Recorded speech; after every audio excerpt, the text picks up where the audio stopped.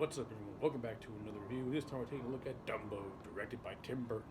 And I'm going to try and make this review as short as I possibly can because I really don't have a whole lot to say about the live action remake of Dumbo. Overall, it's a very solid movie. Um, there's nothing really all that special to it, nothing really unique about it. Without Tim Burton's visual flair, this movie would have been really forgettable.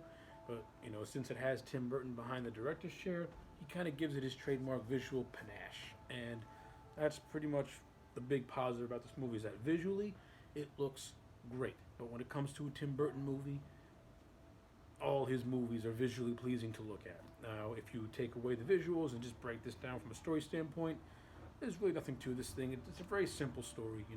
It's the story of Dumbo. Elephant with big ears. His mama gets taken away from him. He becomes a circus act. He befriends these two kids, and this guy called I'm forgetting his name, Vandermeer, played by Michael Keaton. Comes to the Medici Brothers Circus that is owned by Dan DeVito, makes him a deal to join his big dreamland place, and goes from there. It's nothing all that spectacular, nothing all that simple. This movie is held together by its visuals and by its performances by its actors. That's pretty much it. But even members of this cast can be a little spotty in some areas. If I got to point out my highlight performances, obviously it's got to go to Michael Keaton and Danny DeVito. I think they were really good in this movie. I like Michael Keaton as the Vandermeer character. He's got that manipulative charm that he brings to the character, and I just like, and his overall look. This movie is completely over the top. It's like a 1920s version of Liberace. It's great, and Michael Keaton's performance in the movie, it's fun. I like Danny DeVito, who plays the owner of this circus, and Danny DeVito is good in everything he's in. It's hard not to like Danny DeVito. He's an everyman, and you understand his character. He stands by his troop, but when he sees an opportunity to make some money, he's gonna jump at the chance. But he does have a loyalty to his performances and to his circus. So he's not a bad character at all. And you got a decent supporting cast. You got Ava Green and Colin Farrell.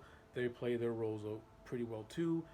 They also have this love story between them, which is not really developed, and it's really understated. But it is a love story that develops between these two, because it's a very subtle romance between these two, and also the Ava Green character kind of sort of becomes a mother figure to the Colin Farrell's character's kids.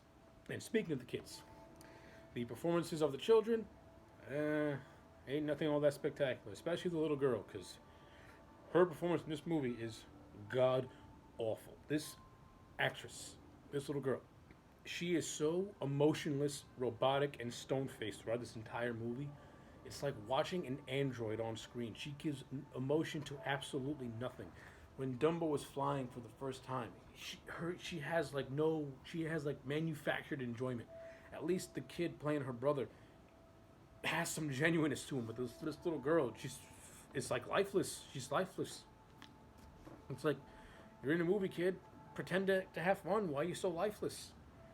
Did not like her at all. Did not like that little girl as an actress at all. And I don't see big things in her future. She's going to continue to act like a robot, because very bad performances. Not believable at all. Especially when you got some decent talent in front of especially when you got some decent talent like Michael Keaton, Danny DeVito, Ava Green, and Colin Farrell, and this little girl just can't rub off those four. You got a problem. A big, big problem. The visual effects in this movie, they're well done for the most part. I like the look of Dumbo. The look of Dumbo is really, really well done. It's very realistic. They capture that imaginative spirit that Dumbo has. And I just love the scenes of Dumbo flying in this movie. Tim Burton really does capture that wondrous magic that Dumbo possesses with the whole flying elephant and everything like that. And I also do like Dumbo's story about how he loses his mother and how everyone comes together to try and bring him to his mother, especially when we find out that Dumbo's mother is at Dreamland herself in this place called Nightmare Island. And they try, and of course, the entire climax of the movie is trying to get Mrs.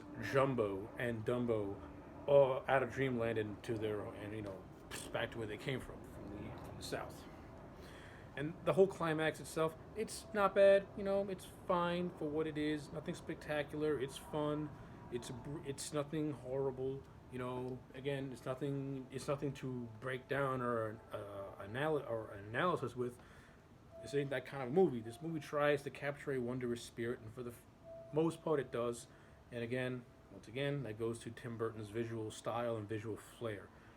He brings this movie a lot of life, and without his talents, this movie kind of would have fell flat because the majority of this movie is completely done in CGI. You got a couple of practical effects here and there, but it looks really CG, especially when it's a really CG heavy movie, and you know, it kind of takes away the creativity and wondrous when everything is just done digitally with very little practical effects.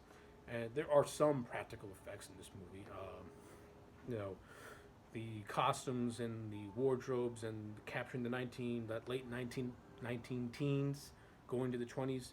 You know, that's all captured fairly well with both CG and with the practical effects that this movie does have. I like that whole look. I like that whole aesthetic. You know, it has like this. It's like Batman the Animated Series from the 90s. You know, you have like this futuristic place, yet it's still grounded in like a 1920s and 30s time period, and that's what this movie has. It has a pseudo-futuristic look, yet it's still grounded in the time that it takes place in, which is pretty cool, and I always like that. So, don't really have a whole lot more to say. End of the day, Dumbo for me gets a 6.5 out of 10. It's nothing horrible, it's nothing spectacular, but it's harmless and it's fun, and it